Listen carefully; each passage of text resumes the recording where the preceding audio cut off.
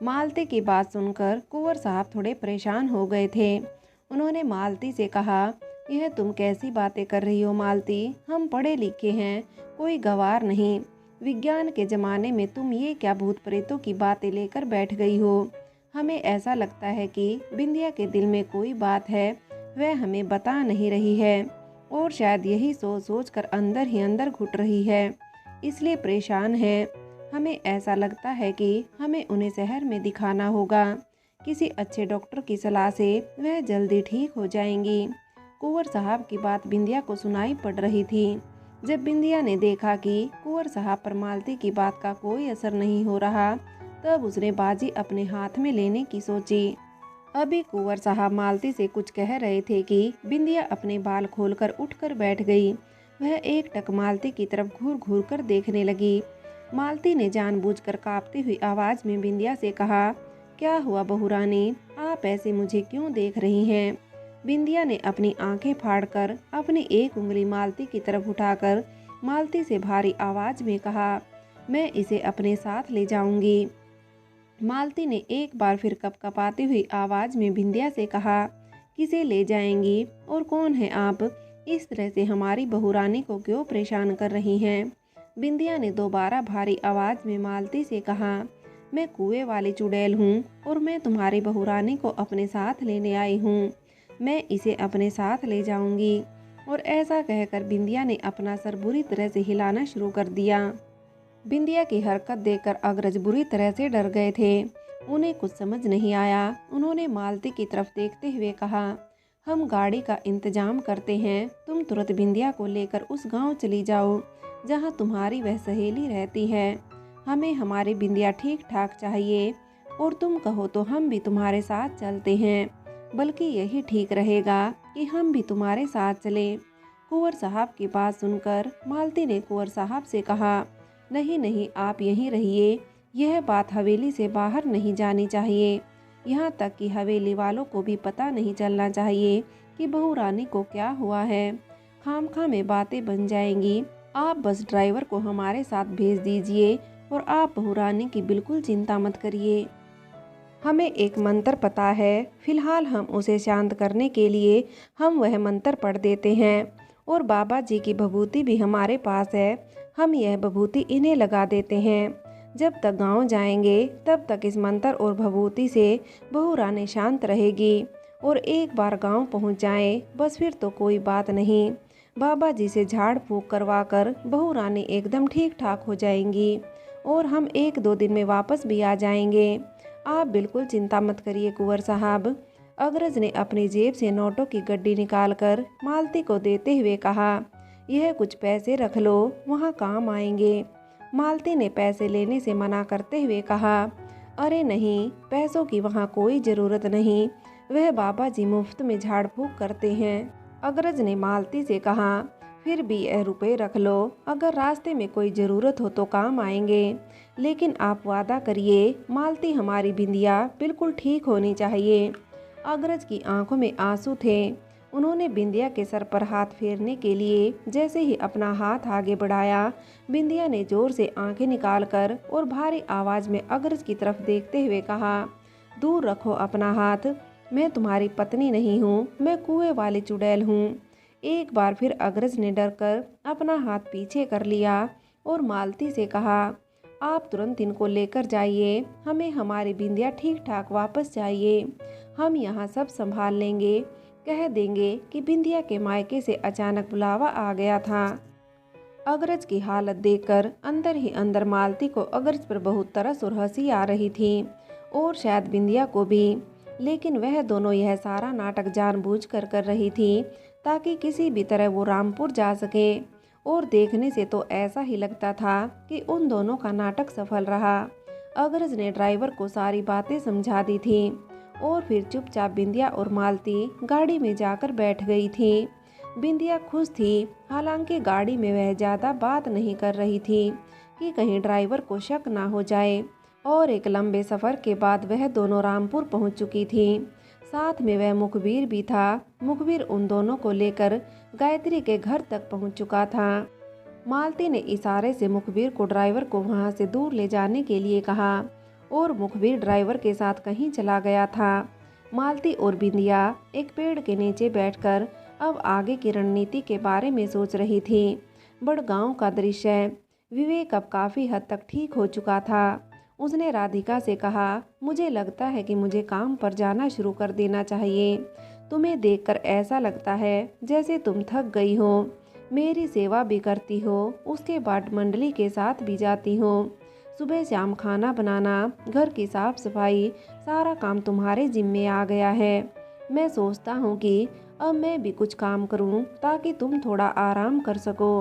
राधिका ने विवेक से कहा, आप मेरी चिंता बिल्कुल मत करिए, आप बस पूरी तरह से ठीक हो जाइए। अभी आपके पैर में हल्की सी लचक है, मालिश करूँगी तो शायद यह लचक भी चली जाए, क्योंकि आप अच्छी तरह से जानते हैं कि हमारे काम धंधे में लचक नहीं होनी चाहिए। आप समझ रहे हैं ना? विवेक ने उदास होते हुए कहा, जानता हूँ राधिका, पर अकेले तुम्हारी कमाई से घर कैसे चलेगा? और महुआ का क्या है? वह आज है, कल ब्याह कर किसी दूसरे के घर की हो जाएगी। और देखा जाए तो वह हमारी खुद की संतान तो नहीं है ना? उसकी कमाई पर हमारा कोई हक नहीं। विवेक की बात पर राधिका ने गुस्सा होते हुए विवेक से कहा, कैसी बातें कर रहे हो तुम? आज तक तुमने कभी ऐसी बात नहीं की विवेक। तुम्हें क्या हुआ है? तुमने आज महुआ के बारे में ऐसी बात क्यों की? विवेक ने राधिका से कहा, मैं गलत नहीं कह रहा हूँ राधिका, तुम ही बताओ, महुआ के जाने के बाद हमारा क्या होगा? 15 की हो गई है वह, और देखते ही देखते 18 की भी हो जाएगी। हमें उसका ब्याह करना पड़ेगा। उसके बाद तुमने सोचा है हमारा क्या होगा? राधिका ने विवेक से कहा, हम दोनों अकेले रहेंगे और क्या होगा? विवेक ने राधिका से कहा, मैं तुमसे एक बात पूछना चाहता हूँ, क्या तुम्हें नहीं लगता कि अब हमें परिवार बढ़ाने के बारे में सोचना चाहिए? हम जानते हैं कि महुआ हमारी खुद की औलाद नहीं है, लेकिन वह हमें अपनी असली माँ बाप समझती है। मैं यह नहीं कहता हूँ कि मैं उसे चाहता नहीं हूँ, लेकिन क्या तुम्हें नहीं लगता कि हमारी खुद की भी एक संतान होनी चाहिए?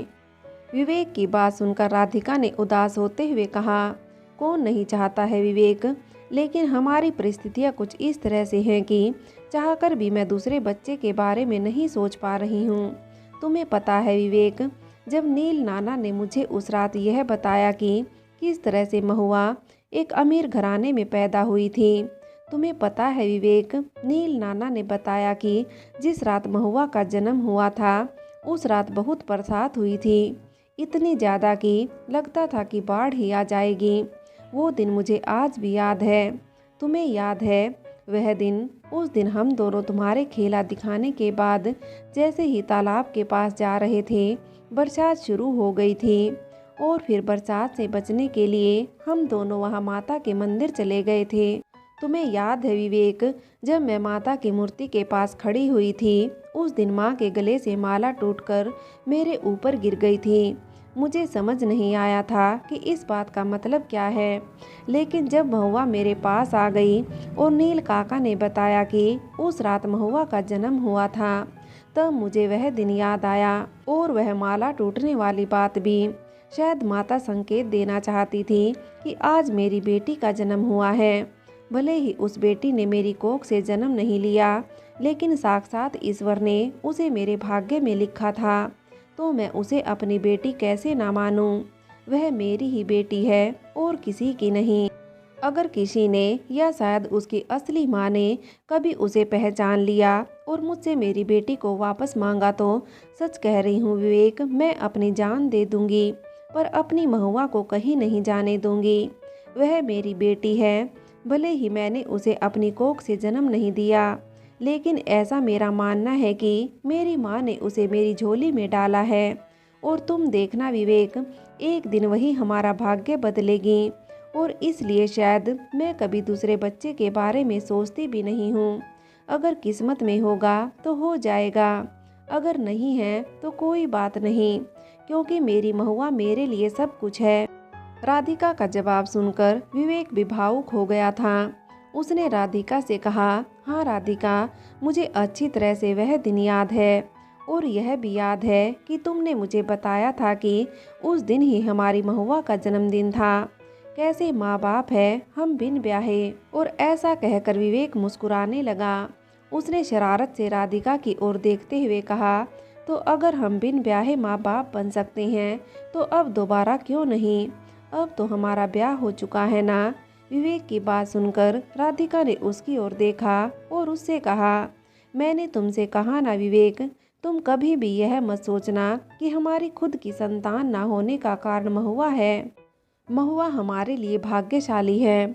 पता नहीं तुम्हें ऐसा लगता है या नहीं, लेकिन मुझे तो ऐसा ही लगता है, क्योंकि जिस दिन से वह मेरी झोली में आई है, कुछ और ना सही पर मैं अपनी सौतेली माँ के अत्याचारों से मुक्त हो गई थी।